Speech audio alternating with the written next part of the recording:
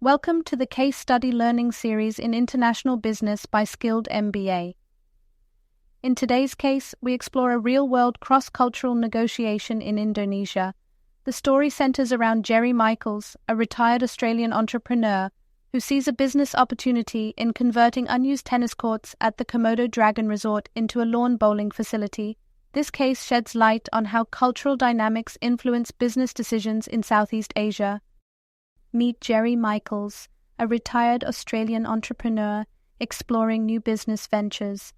Our setting is the Komodo Dragon Resort, a picturesque Balinese getaway currently facing a challenge. Several of its tennis courts lie unused and neglected. But within this underutilized space lies a unique business opportunity.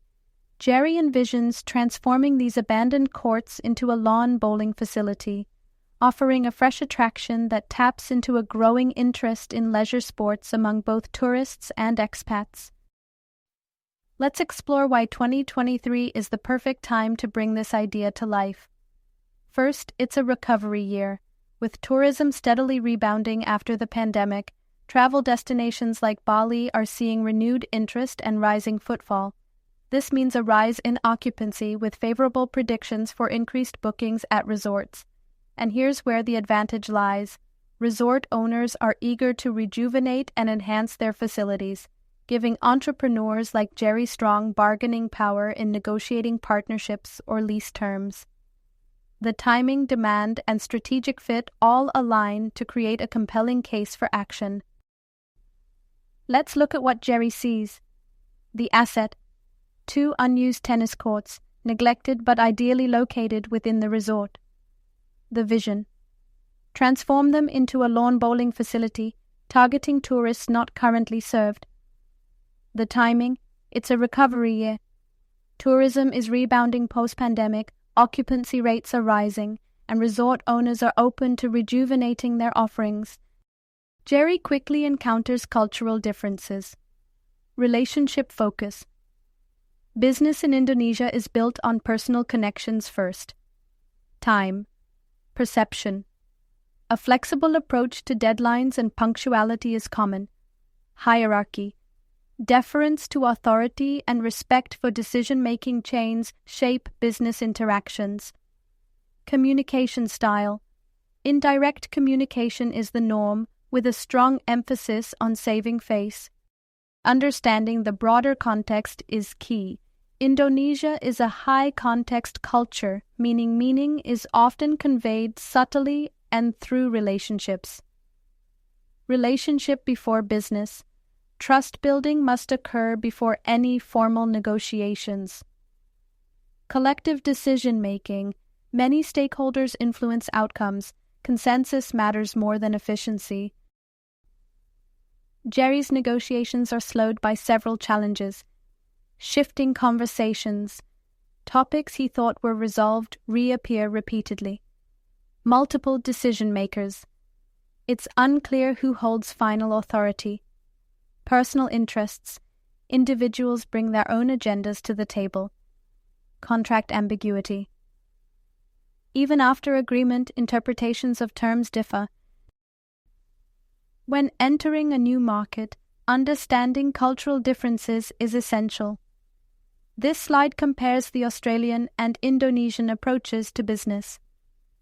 Australians often favor a direct and structured communication style. Meetings tend to be scheduled, punctual, and focused on results. Formal agreements and efficiency take center stage. In contrast, the Indonesian approach places a higher value on relationships and respect. Business often begins with informal conversations over shared meals, with trust building taking precedence over immediate outcomes. Where Australians may prioritize individual responsibility, Indonesian culture leans toward collectivism and consensus, with decisions influenced by group harmony and hierarchy. Recognizing and adapting to these differences will be key for Jerry Michaels as he navigates partnership and negotiation in Bali. Comparing mindsets reveals deeper contrasts. Risk assessment: Jerry thinks in terms of capital and return, but locals assess risk differently. Contract enforcement: Legal systems and how contracts are honored vary significantly. Operational control. Managing a venture with local partners demands different assumptions. Cultural misunderstandings. Communication breakdowns undermine business alignment. To move forward, Jerry considers 3 key adjustments. Cultural adaptation. He must align expectations with local practices. Local partnership. Engaging a trusted Indonesian partner may offer social credibility and insight. Legal protection. Any agreement must include clauses aligned with international standards to ensure clarity and accountability. Jerry develops strategies to increase success. Build genuine relationships. Prioritize personal connections before diving into terms. Understand local context. Study Indonesian business customs. Identify all stakeholders. Look beyond formal job titles to uncover real decision-makers. Flexible frameworks. Propose business models that allow for cultural adaptation while maintaining clear boundaries.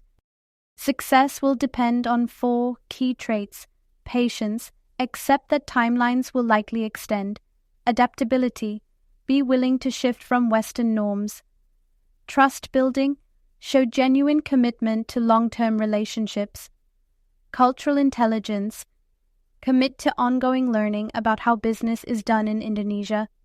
From this case, learners will understand cross-cultural negotiation techniques, gain tools for risk assessment in international business, learn relationship management strategies across cultures, practice decision-making that balances opportunity with cultural complexity. Reflect on: how can Jerry improve his awareness of Indonesian norms? What signals or cues has he missed? How might he demonstrate cultural respect and fluency? Should Jerry adjust his negotiation pace or tone? Are his proposals too rigid for this context? What changes in approach might build more trust with the resort stakeholders? What legal or financial risks has Jerry underestimated? How could he ensure clearer documentation without seeming untrusting? Are there options to phase in investment to reduce exposure? Should Jerry license the lawn bowling facility or run it as a joint venture? What level of control should he retain versus delegate? How can he design contracts that are both culturally appropriate and enforceable? This case leaves us with 3 lasting insights. Cultural awareness is essential for international success. A clear risk-reward balance must account for more than financial metrics. In places like Indonesia, relationship focus comes before deal-making. Trust is the real currency of negotiation. Thank you for engaging with Lawn Bowling at the Komodo Dragon Resort, Cross-Cultural Negotiation in Indonesia, as part of the Case Study Learning Series in International Business by Skilled MBA.